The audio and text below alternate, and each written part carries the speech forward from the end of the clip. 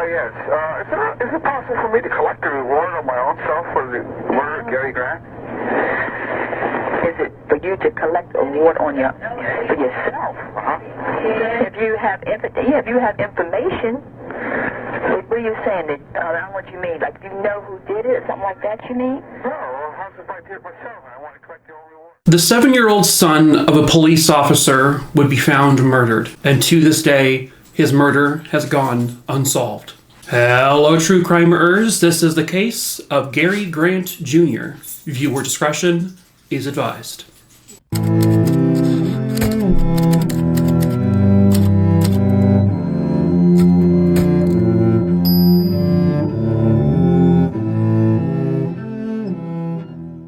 Real quick before we get started, of course, hello, my name is Mike. If you're new to the channel, I tell thrice true crime stories is what I do here on TikTok on Mondays, Wednesdays, and Fridays. So please subscribe if you're into that kind of thing.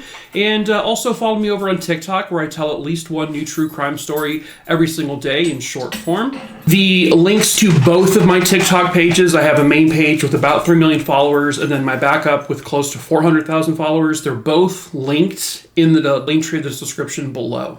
I post videos to both pages. I also sell merch. We ship all over the entire world. We sell like shirts and hoodies and stuff like that. That is also in the link tree below. And then if there's a case you want me to cover, just email me. My email is also below. Email me just the name of the case, where it happened, when it happened, and I will add it to my list. I cannot promise you when I'll cover it. It will happen eventually. I pick my cases at random. There's 5,500 names on there, so it may be a while. But let's get into today's case. Gary Lee Grant Jr. was born on March 8th, 1976 in Atlantic City, Jersey. I believe Gary was one of 4 kids. I think he had 3 sisters. They were the children of a police officer. Gary Grant Sr. was actually a detective with the Atlantic City, New Jersey police. Gary Sr. And his ex-wife, May, they had separated some time ago. And so obviously the kids would, kind of go back and forth. On January 12th, 1984, their lives would change forever.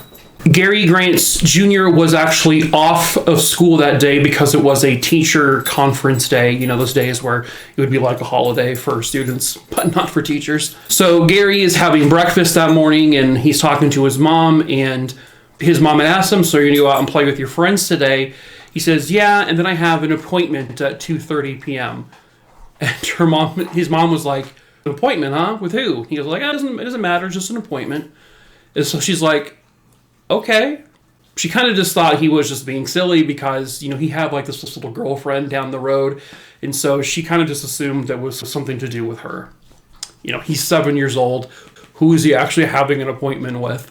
So Gary told his mom later in the afternoon when he went out to go play, which was around noon is when he left the house. He said, hey, I'll be home probably like at 4 o'clock, 4:30. I know to come home before it gets dark. But 4:30 comes around and Gary hasn't come home.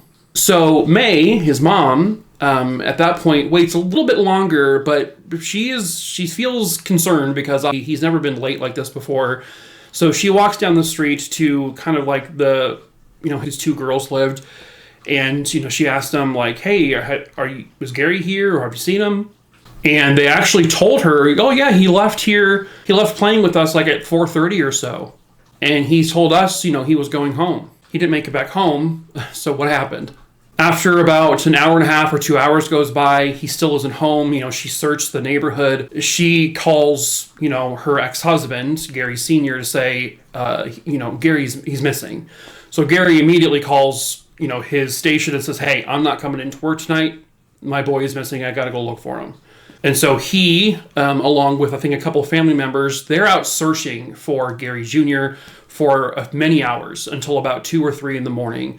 They can't find him. He's reported missing officially to police. The Atlantic City Police Department basically tells Gary Sr., hey, you cannot work this case. That's protocol. You can't. What father is going to say, oh, okay, he's his dad. He's gonna break that protocol and he's gonna go look for his kid.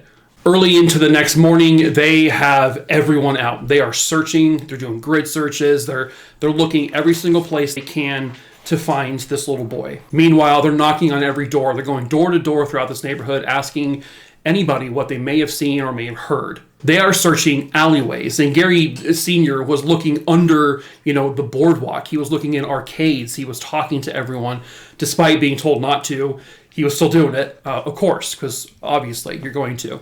And then by 3 or 3:30 or so, there was a man in the area who owned, I guess, these warehouses. And he found out through the news that, this kid was missing and he may have disappeared near where his warehouse is. So he goes, oh, well, let me search it. And so he does. He searches his entire property, and that is when he discovers Gary Jr. Gary was found in this weed-covered vacant lot. Like, it had overgrown weeds. And there was this gold rug that had been rolled up, which was seemed kind of weird. So the guy looks, he sees there's a person in it, there's a body. And so he immediately informs police of this. Police arrive, they cordon off the area, and they confirm that this is the body of 7-year-old Gary Grant Jr. He had been beaten to death, and near his body they collected a metal pipe that was clearly the murder weapon. Gary Sr., meanwhile, he is driving around because the police at that point said, we need to go radio silent so that Gary Sr. isn't finding out over the radio. We need to tell him in person. But he's already driving around, and he notices this commotion near this warehouse. And so he gets out of his car, he approaches the scene, and he's like, what's going on? And they just tell him right then and there, we found Gary, and he's dead. And he just, obviously, he loses it. He breaks down, he starts freaking out. He's like, let me go see my son, let me go see him. They're preventing him from going forward just because they don't want to, have anything interfered with in terms of any physical evidence. And obviously he is just a mess. And so, he informs May of the discovery. And the family and the community are they're devastated. So this murder would have happened on a Thursday. And so police were trying to retrace Gary Jr.'s steps on that Thursday. They try to figure out, because the mom told them about this 2:30 appointment, and they're trying to figure out what that is or what it was, but I don't think they really ever figured out what this appointment was that Gary Jr. was talking about. But the thing is he was the kids said he had left their area playing. They saw him at 4:30 p.m. walking home or about to go home. So did that 2:30 appointment happen and it was completely unrelated, or was that connected to what happened? Again, they don't know.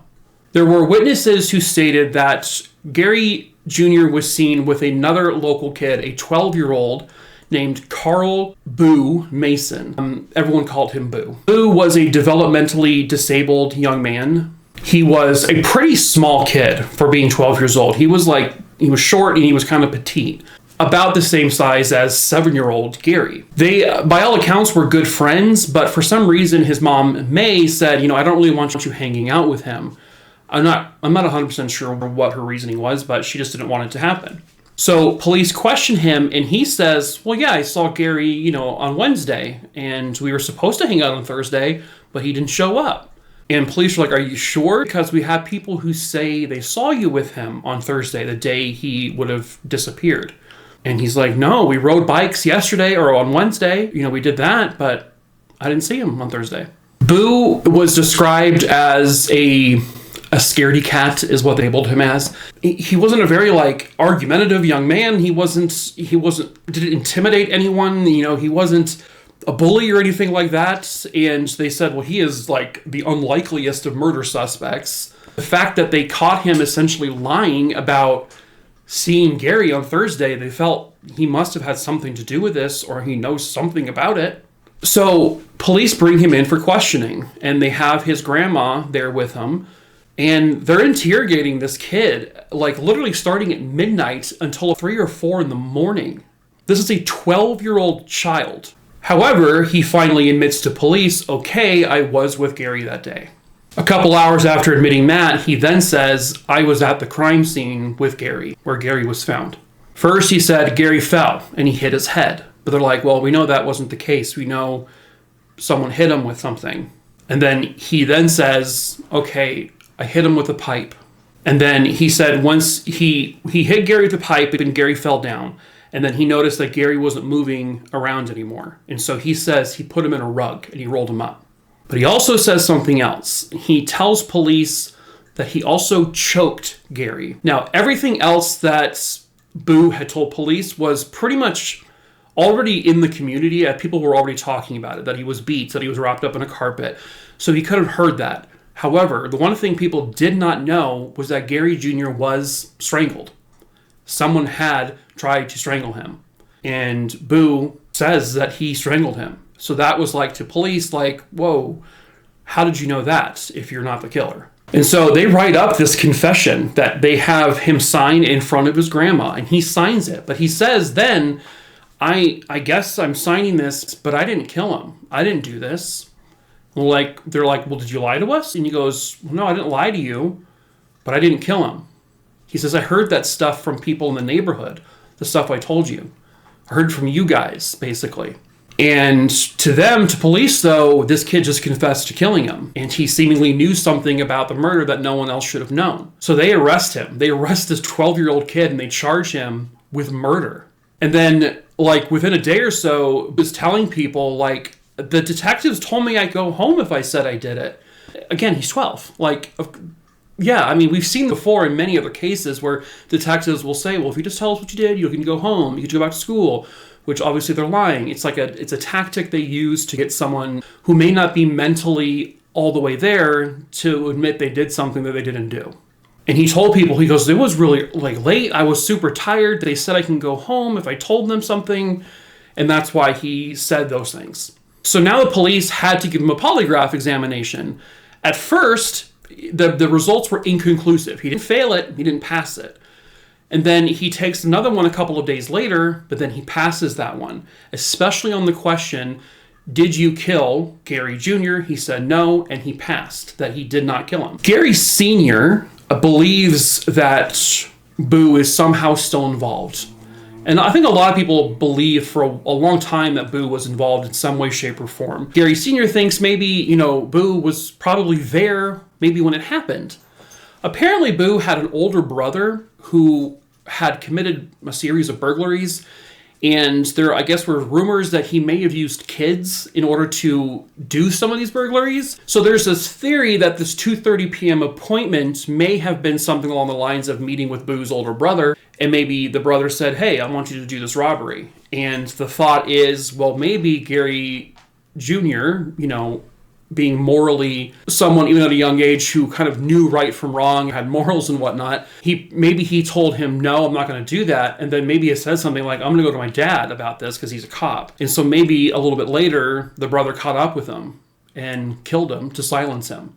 And maybe Boo was there. Maybe Boo helped lure him there. Who knows? But there was speculation that if it wasn't the brother, maybe Boo was still there. Maybe he saw what happened, and that's how he knew some of the specifics, but he's petrified and terrified to say who did it because they threatened to kill him too, maybe. The fact of the matter is nobody knows. But at the same time, Boo is still charged with the murder, and he is, they're going to put him on trial for this. But his defense team basically comes to the rescue, and, it's learned that this interrogation was probably not very proper. That they did things wrong. Of course they did.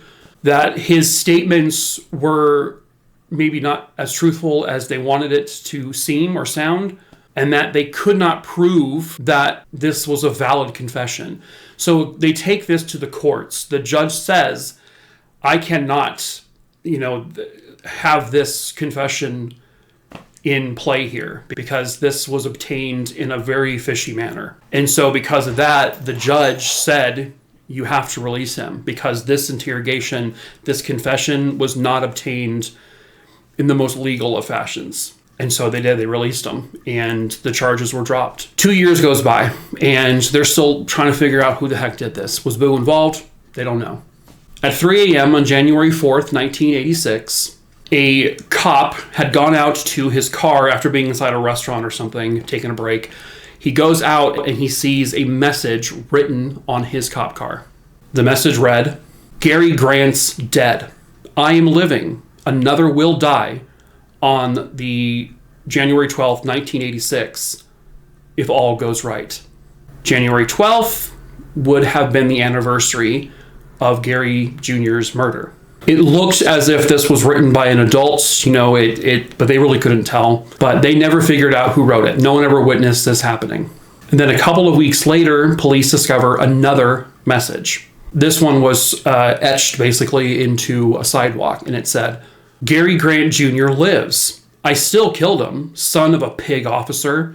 Payback is a MF." So this created this new theory that what if the person who killed Gary Jr. did so in retaliation for something that Gary Sr. did, in terms of maybe he arrested someone, maybe he pissed off the wrong criminal, and so this was payback for that. Gary Sr. was like, I would need to go through all my cases to see if there was any situation like that I could think that anyone would retaliate in this kind of way. But he could never come up with anyone. He never could find a name or a person that would be capable of this. And so Gary Sr., he is still, he continued to pass out flyers over the years. He was still trying to sort of investigate this kind of unofficially on his own, while the police were also still investigating this. But they never came up with anything. No suspects, nothing. Fast forward now all the way to 2015. Gary Sr. is, searching through the case files, and he finds two tapes with two separate 911 calls that were made with regards to the murder of his son. On March 8th, 1986, 911 received this exact phone call. What you're about to hear is the actual call. Police and fire. Oh, yes. Is it possible for me to collect a reward on my own self for the murder of Gary Grant? Is it for you to collect a reward for yourself? If you have information, what are you saying? That I don't know what you mean. Like, if you know who did it or something like that, you mean? No, how's if I did it myself and I want to collect the own reward? If you did it? Yeah. Well, suppose I hook you into the Detective Bureau. No, it's okay. I mean, that's on the... Make sure they know that's not a crank call. You never be able to catch them. You know what? You never be able to catch them. You know what? Take your time.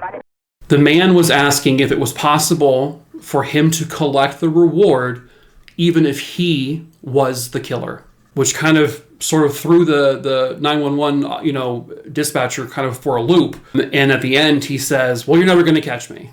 Another phone call was on June 2nd, 1986. Again, what you're about to hear is the actual call. It is pretty hard to make out what's being said, though. I'm not going to lie. Yeah, I'm sorry. I can't give you my name, but I was just at Allensport, California, in Fairmount. Right? California, Fairmount. Right, Allensport. Allen? Right. There's a guy there named... I don't know. Well, I'm just saying, this is me. And he's the one that, he told me he killed Gary Grant Jr. because of the father. He's there now? Yeah, he should be still there. What's he look like?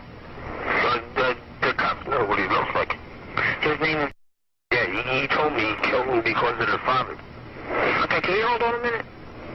So apparently on this call, the caller refuses to give his name, but he did say the name of a man who allegedly confessed to him about killing Gary Jr. This caller said that the guy confessed that he did kill, that this other guy that he talked to killed Gary Jr. because of his dad, Gary Sr., because of an arrest he made. Now, the name was given, it was told to Gary Sr. later on. And, Gary's looking at this case and he's like, I don't recall having any serious issues with this person. Now, this man, whose name I don't think has been revealed, but in 2011, coincidentally, this man was arrested for sexual misconduct with a young boy. But there has been no evidence to directly link this man to the murder. And he has certainly not confessed or told police anything. Is it possible he did it? Maybe. It does kind of back up that one thing that was, written into the sidewalk. But was that a hoax? Was the message on the car a hoax? Those phone calls, especially the guy who very confidently said, basically, I did it and I want to collect the reward. Is that possible? That could have been a hoax too. That could have just been someone's idea of a really stupid and sick and cruel joke. I don't think they ever traced that phone call to any particular number that I'm aware of. That person, to my knowledge, was never interviewed or found. Gary Sr. believes still that Boo was still somehow involved in this. Maybe not directly responsible for the murder, but likely at least witnessed it happen and was just terrified to ever say anything. And to this day, maybe is still terrified to say anything. But there was no physical evidence ever found at the crime scene that connected Boo or his brother to it. I don't really think there was much physical evidence at all. There was no really any witnesses to this. There was no one saw or heard anything. No one saw anyone running from the crime scene. It just sort of happened in broad daylight, it seems to be, but under the cover of darkness, so to speak.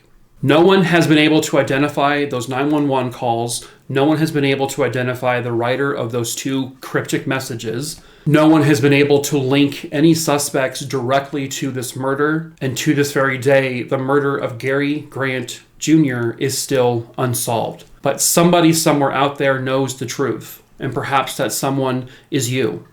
If you have any information about the murder of Gary Grant Jr., please contact the Atlantic City, New Jersey Police Department. You can remain anonymous. You do not have to say who you are. You just have to say what you know.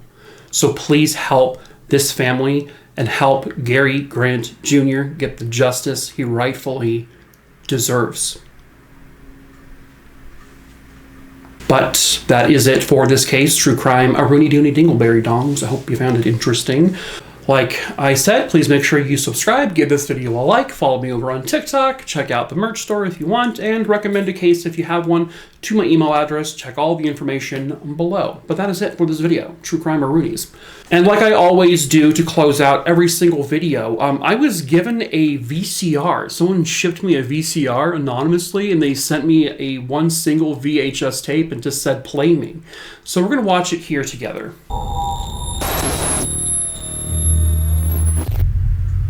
Okay.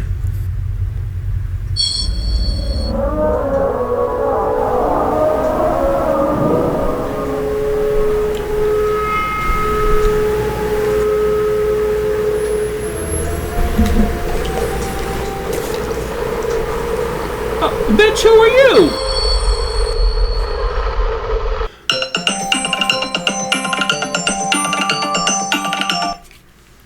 Hello? I'm sorry? How many days? 7 days. For what?